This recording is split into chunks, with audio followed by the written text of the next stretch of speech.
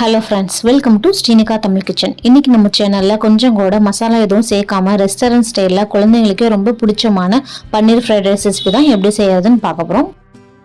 Fried rice பண்ணுறதுக்கு first ஒரு nonstick பேன்ல 4 table spoon அளவுக்கு எண்ணெய் சேர்த்துக்கலாம். ஃபர்ஸ்ட் நம்ம பன்னீரை எண்ணெயில நல்லா ஃப்ரை பண்ணி எடுத்து வச்சுக்கலாம். ஒரு 200 கிராம் அளவுக்கு பன்னீரை இந்த மாதிரி ரொம்ப சின்ன சின்ன பீசஸாக கட் பண்ணி இதில் சேர்த்துட்டு அடுப்பை மீடியம் ஃப்ளேமில் வச்சுட்டு எல்லா பக்கமும் கோல்டன் கலரில் வர வரைக்கும் இதை பரட்டி விட்டுட்டே இருங்க. நம்ம எண்ணெயில் பரட்டி விடுறப்ப பன்னீர் எதுவுமே சீக்கிரம் உடையாது. நம்ம ரைஸோட சேர்த்து கிளறும் பொழுது சீக்கிரமே பன்னீர் உடையாது. ஒரு சைடு ஒரு 30 செகண்ட் நீங்கள் ஃப்ரை பண்ண வச்சா எல்லா பக்கமே ஈவனாக கோல்டன் கலரில் வந்துடும். இப்போ பாருங்க, பன்னீர் எல்லாமே நல்லா ஃப்ரை ஆகிடுச்சு. நல்லா கோல்டன் கலரில் நான் சொன்ன மாதிரி வந்துருச்சு.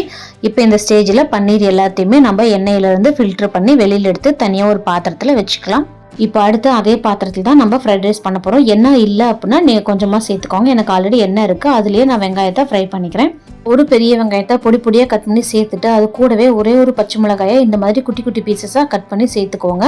சேர்த்துட்டு அடுப்பு ஹை ஃப்ளேமில் வச்சுட்டு நல்லா ஒரு டைம் வதக்கி விட்டதுக்கு அப்புறமா இதில் ஒரு 1/2 டீஸ்பூன் அளவுக்கு இஞ்சி பூண்டு பேஸ்ட் சேர்த்துட்டு அதோட பச்சை வாசனை போகிற வரைக்கும் நல்லா வதக்கிக்கலாம்.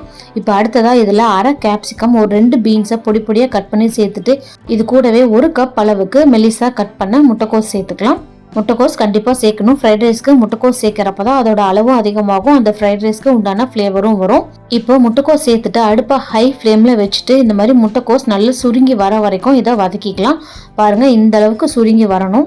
வந்ததுக்கு அப்புறமா இதில் 1 கப் அளவுக்கு வேக வச்சு வடித்து எடுத்து வச்ச பாஸ்மதி ரைஸ் சேர்த்துட்டு இது கூடவே நம்ம ஃப்ரை பண்ணி எடுத்து வச்ச பன்னீர் சேர்த்துக்கலாம்.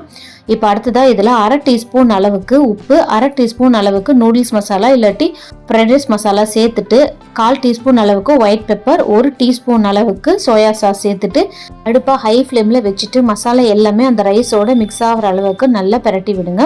Noodles masala, fried rice masala optional தான், உங்களுக்கு வேண்டாம் அப்படின்னா ஸ்கிப் பண்ணிக்கலாம். அது சேர்க்குறப்ப ஃப்ரைட் ரைஸ் எக்ஸாக்டாக ரெஸ்டாரண்ட்டில் சாப்பிட்ற மாதிரி அப்படியே இருக்கும்.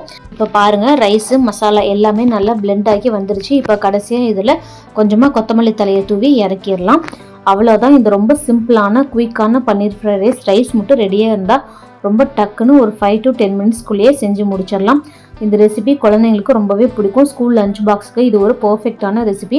நல்ல உதிரியாக வந்திருக்கு பாருங்கள். ரெஸ்டாரண்ட்டில் சாப்பிட்ற அதே டேஸ்ட்லேயே அப்படியே இருக்கும்.